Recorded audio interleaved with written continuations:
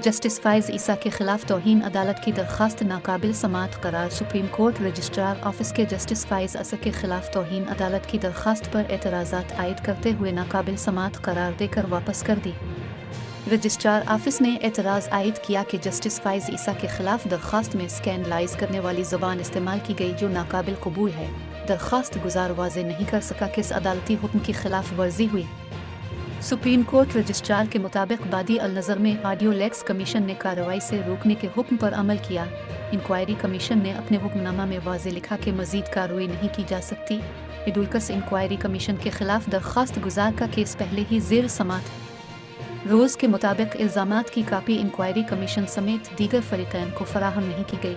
तौहीन अदालत की दरख्वास्त नाकाबिल समात होने की वजह से वापस की जाती है।